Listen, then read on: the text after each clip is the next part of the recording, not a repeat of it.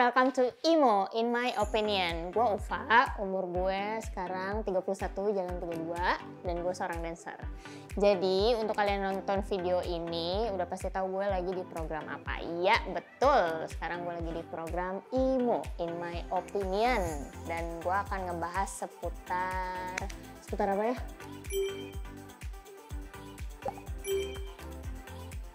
Awalnya yang aku cari dari dance itu karena sebuah hobi ya, jadi aku nyarinya sebuah kebahagiaan atau kesenangan yang memang bisa mengekspresikan diri aku gitu. Awal dance itu 2006, jadi sudah berapa ya, 15 tahun jadinya. Nah selama 15 tahun ini akhirnya lama-lama jadi sesuatu yang memang bisa aku fokusin gitu. Akhirnya ya menemukan arti hidup di dalam dance, jadi kalau misalnya dibilang arti dance dalam hidup apa? Ya hidup.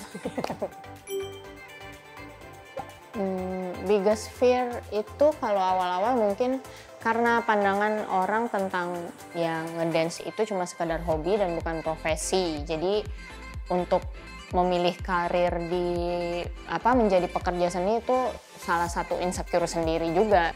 Gimana ya nanti jenjang karirnya seperti apa gitu-gitu tuh ada insecurity, tapi semuanya sih menurut aku let it flow aja gitu. Tiba-tiba setiap aku dance itu ya happy aja, seneng aja gitu. Jadi insecurity-nya lama-lama berkurang dan ya terbuka gitu.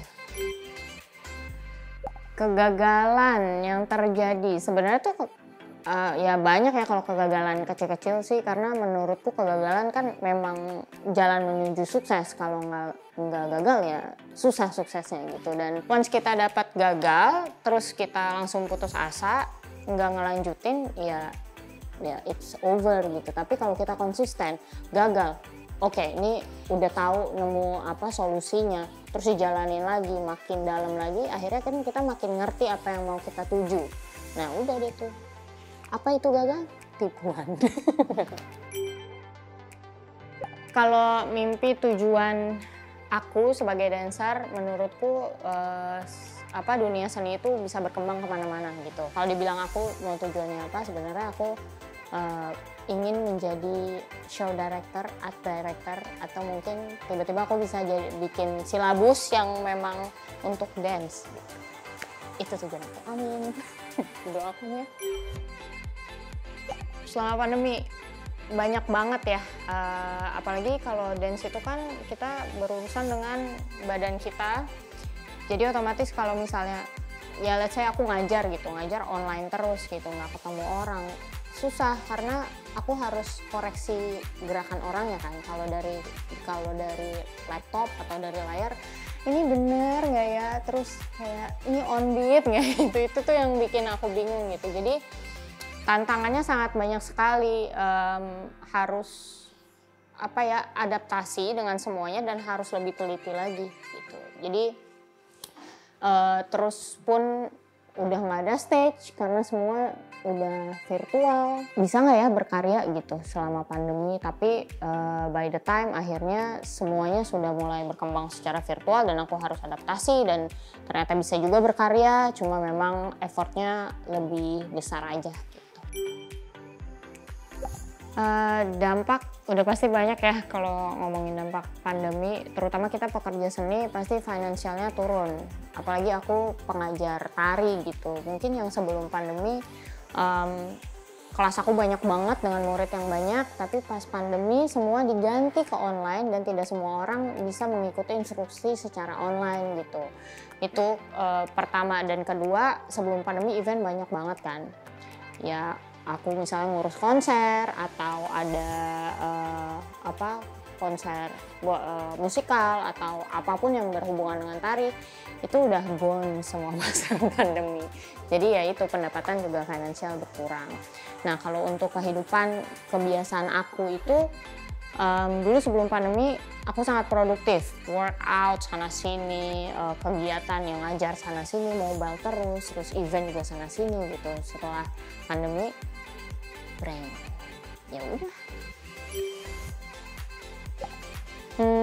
Yang bikin aku stay because I love to dance itu udah pasti. Aku tuh suka meditasi, tapi biar gimana tetap gerak, akhirnya aku cuma nyalain musik terus ya udah aku cuma bergerak aja tanpa mikirin orang gitu, dan semacam dance meditation, tapi itu benar-benar bikin awareness aku jadi kembali dan jadi lebih center gitu. Dance is my healing, maybe healing method gitu, jadinya ya why not consistently dance gitu. TikTok, actually TikTok itu kalau dulu ya aku sangat gimana ya, justru aku berterima kasih sih sama TikTok karena TikTok demand di dance itu jadi naik gitu, dan aku seneng banget ketika aku ngeliat orang ngedance itu, aku seneng banget karena mereka kan berarti mengekspresikan kesenangannya, kebahagiaannya gitu kan. Tapi mungkin di sini memang jadinya orang kayak ya udah semua orang bisa dance di TikTok gitu. Cuma menurutku tetap ada bedanya gitu ketika belajar langsung dengan expert atau ahlinya di dance sama belajar di TikTok. Jadi menurutku TikTok itu cuma sebagai platform menunjukkan kesenangan kita atau hobi kita terhadap dance gitu. Tapi bukan untuk dipelajari lebih dalam dengan teknik-tekniknya. Yang bedain banyak tentunya. Ya kalau misalnya gini deh, kalau TikTok itu semua orang bisa. Karena tinggal ngikutin pelan-pelan, even kalau di TikTok kan bisa di slow motion tuh ya, jadi kita semua bisa ngikutin gitu. Tapi kalau dancer yang real dancer yang punya background pendidikan atau dia les atau segala macam, dia tahu teknik-tekniknya yang mungkin bisa dibawa menjadi sebuah karya, bisa dibawa ke stage, bisa dibawa menjadi profesi gitu. Stres sih udah pasti stres ya, sangat stres. Nah tapi gimana cara ngadapin stresnya itu acceptance. Terus pas kita udah menerima, kita bisa kontrol, akhirnya ya udah, jadi kita bisa survive gitu. Karena tanpa kita komunikasi ke diri sendiri atau cuma melihat sosial media dengan berita-berita yang keluar atau melihat orang lain gitu. Buat apa jadi orang lain gitu kalau nggak kenal diri kita dulu gitu. Jadi ya stres itu mindset lagi sih, balik lagi ke mindset. Meditasi sudah pasti, tapi kan kalau orang mikirnya kayak ya udah meditasi tuh terlalu general ya, nggak spesifik. Cuma kalau aku akhirnya udah mikir gini, anxiety dimasukin lagi ke otak, terus apa sih yang bikin anxiety, rootnya tuh apa gitu, ditelusuri lagi gitu. Nah tapi kalau itu secara mindset ya, kalau secara kegiatan ya dance bikin aku waras. Jadi anxiety-nya udah lost gitu, udah hilang gitu semua. Dance is my life lah gitu, my true self. Tips konsisten. Itu disiplin penting banget. Mungkin kalau misalnya ada yang berubah secara manajemen waktunya dari sebelum pandemi ke pandemi, itu memang kita harus effort ya. Kayak kalau aku tipsnya biasanya bikin jurnal. Jadi bikin waktu, misalnya jam segini ke jam segini ngapain gitu, atau besok nih ada apa ya gitu. Oke, langsung bagi-bagi tuh, mau workout, mau ikut kelas dance online, atau mau masak, atau mau apapun itu dijurnalin. Banyak. Banyak, aku kayaknya nyoba yang semua orang coba juga deh gitu ya selain dance. Beli tanaman, terus beli ikan cupang, merawat mereka dengan baik, sama belajar ini juga sih, self healing gitu. Itu yang paling penting menurutku selama menjalani pandemi ini, biar kita tetap waras ya. Selain yang pertama itu, kalau aku ya dance, karena itu prioritas utama yang bikin aku waras. Acceptance, control, survive. Dancer itu profesi yang menjanjikan menurut aku sekarang, iya. Tapi kalau dulu mungkin banyak pertimbangan ya, ini menjanjikan gak ya? Tapi setelah aku jalanin ternyata bisa menjanjikan, tapi tergantung orangnya.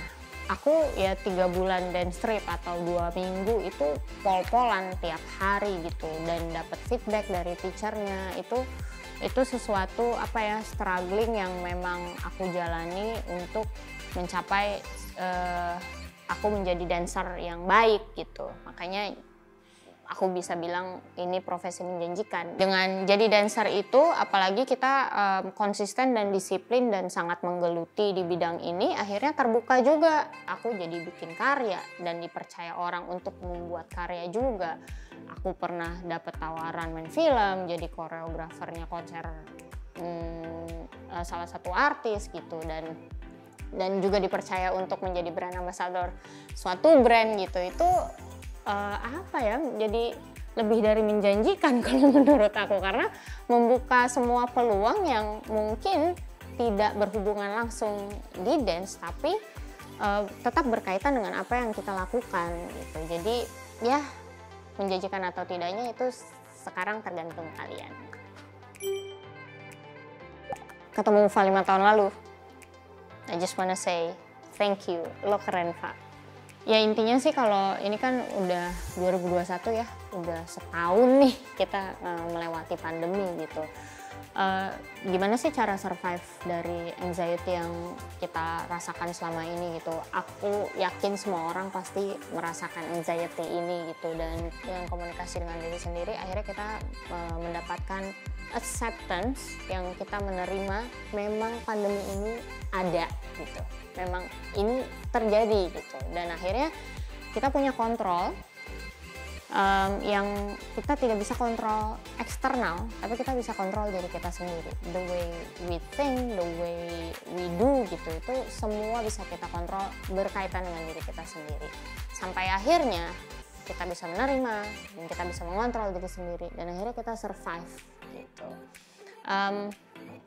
Kalau aku sebagai dancer, gimana sih cara survive-nya gitu, atau berkembang membuat karya atau apa, menurut aku sangat bisa.